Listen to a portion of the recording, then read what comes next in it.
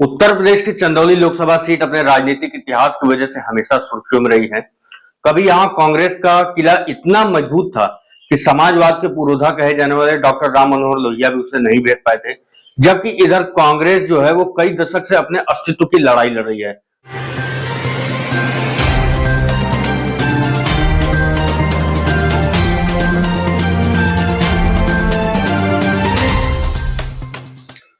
उत्तर प्रदेश की चंदौली लोकसभा सीट अपने राजनीतिक इतिहास की वजह से हमेशा सुर्खियों में रही है।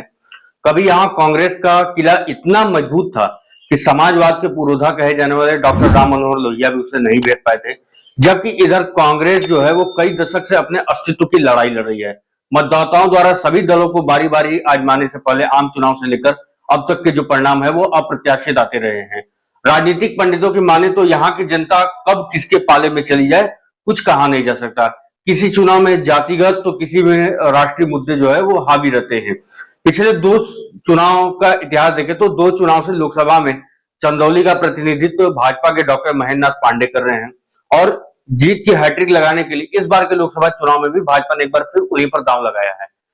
इंडी गठबंधन के तहत सपा ने पूर्व मंत्री वीरेंद्र सिंह को चुनाव मैदान में उतारा है। चंदौली में मौर्य जाति के मतदाताओं की खासी संख्या और ओबीसी मतदाताओं को साधने की कोशिश में बसपा ने सत्येंद्र कुमार मौर्य को चुनावी मैदान में उतारकर पिछड़ा कार्ड खेला है। ऐसे में जो मुकाबला है वो त्रिकोणीय होने से इस बार चुनाव जो है वो दिलचस्प होगा। धान का कटोरा कहे जाने वाले चंदौली में एशिया की सबसे बड़ी मंडी कोयला मंडी चंदासी और सबसे बड़ा यार्ड है तो पूर्वांचल का बड़ा रामनगर इंडस्ट्रियल एरिया भी यहीं पर है। देश के दूसरे प्रधानमंत्री लाल बहादुर शास्त्री वर्तमान रक्षा मंत्री राजनाथ सिंह की जन्मस्थली और यूपी के सीएम रहे कमलापति त्रिपाठी और टीएन सिंह की कर्मस्थली चंदौली पर नक्सलवाद का आतंक भी नक्सलवाद का कलंक भी रहा है। राजनीतिक जानकारों का कहना है कि चंदौली में हर चुनाव में जातिवाद और क्षेत्रवाद हमेशा आ भी रहा है। 18 लाख से ज्यादा मतदाताओं वाले चंदौली लोकसभा क्षेत्र में सबसे ज्यादा मतदाता जो है वो यादव हैं, तो दूसरे नंबर पर दलित मतदाताओं की संख्या भी है। पिछड़ी जातिवाद में आने वाले मौर्य बिरादरी हमेशा निर्णायक रही है। इसी बिरादरी के आनंद रत्न मौर्य ने चंदौली सीट पर न सिर्फ वर्ष 1991 में भाजपा का खाता खोला था बल्कि जीत की हैट्रिक भी लगाई थी। राजपूत, ब्राह्मण, राजभर और मुस्लिम मतदाता भी हार जीत तय करने में मुख्य भूमिका अदा करते हैं।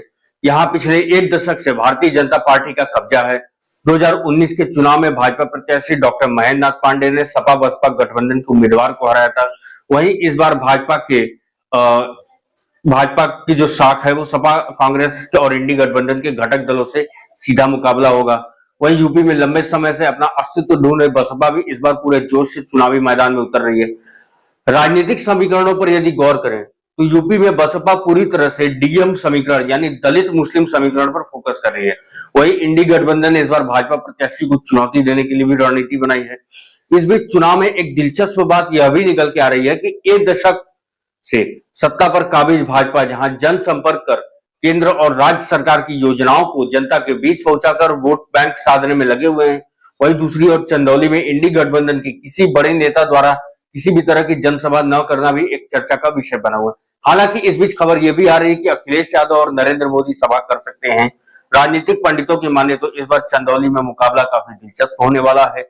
एक और जहां भाजपा वाराणसी समेत पूरे देश में किए गए विकास कार्यों, केंद्र व राज्य सरकार की योजनाओं के बूते अब की बार 400 पार का नारा बुलंद करने में लगी है, वहीं इंडी गठबंधन के नेता चंदौली में अधूरे विकास कार्यों के जरिए मतदाताओं को रिझाने में लगे हुए हैं।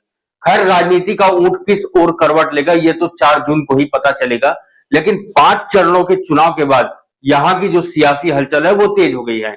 चंदौली लोकसभा सीट पर 7वें व अंतिम चरण के वोटिंग के लिए 1 जून को मतदान हो रहे हैं। चंदौली लोकसभा क्षेत्र में 5 विधानसभा क्षेत्र आते हैं। इनमें वर्तमान में 4 पर भाजपा के विधायक हैं। 18 लाख से ज्यादा मतदाता वाले चंदौली लोकसभा सीट में सबसे ज्यादा जो है वो यादव जाति के मतदाता हैं। यहाँ यादवों की संख्या करीब 2,75,000 है। दलितों का वोट जो है वो 2.5 लाख के पार है। पिछड़ी जाति में आने वाले मौर्य की आबादी 1,75,000 है, जबकि राजपूत, ब्राह्मण, राजभर और मुस्लिम भी करीब 1 लाख है। इसके अलावा स्वर्कार समाज जो है वो 50,000 के आसपास इनकी संख्या है। बीजेपी ने जहां इस बार महेंद्र नाथ पांडे को टिकट दिया, वहीं अखिलेश यादव की समाजवादी पार्टी ने वीरेंद्र सिंह पर दांव लगाया है। आइए डालते हैं एक नजर चंदौली लोकसभा सीट पर।